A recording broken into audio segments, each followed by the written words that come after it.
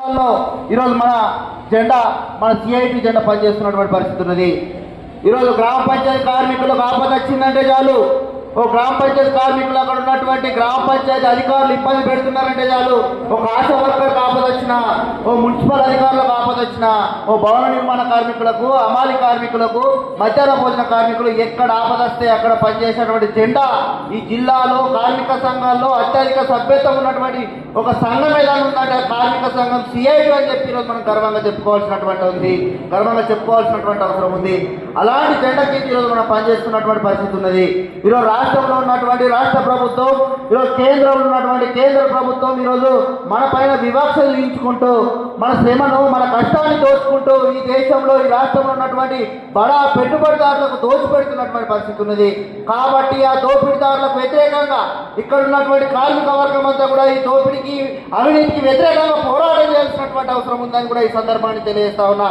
ఈరోజు ముఖ్యంగా మోడీ ప్రభుత్వం ముఖ్యంగా మన స్వతంత్ర కాలంలో కొట్లాడి సాధించుకున్నటువంటి కార్మిక చట్టాలను అన్నింటిని కూడా మార్చేసి ఈరోజు కార్మికులకు మొత్తం అనుగదొక్కేటువంటి విధంగా ఈరోజు చట్టాలను పెట్టుబడిదారులకు, కార్పొరేట్దారులకు ఇక్కడ ఉన్నటువంటి ఆస్తులను ఊడిగం చేయడం కోసం ఈరోజు 4 లేబర్ కోడ్లు తీసుకొచ్చి ఈరోజు మనం పూర్తిగా అన్యాయం చేసేటువంటి పరిస్థితి ఉన్నది.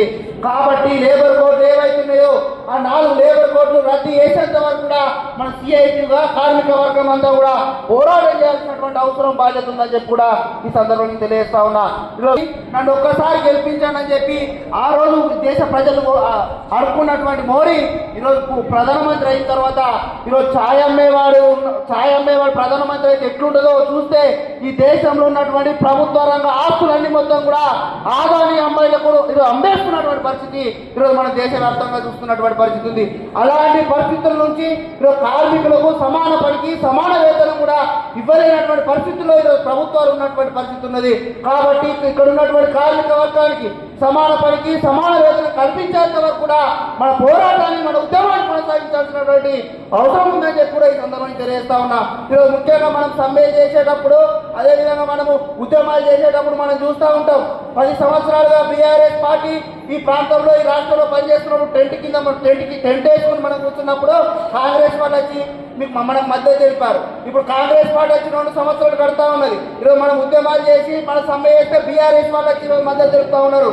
కానీ టెంట్ వేసేప్పటి నుంచి టెంట్ తీసేంత వరకు ఏదైనా జెండా మీ పక్షాలు ఉంటుందంటే కేవలం సిఐటి జెండా, ఎర్ర జెండా మాత్రమని చెప్పి గుర్తుపెట్టుకోవాల్సినటువంటి అవసరం ఉందని చెప్తా ఉన్నా.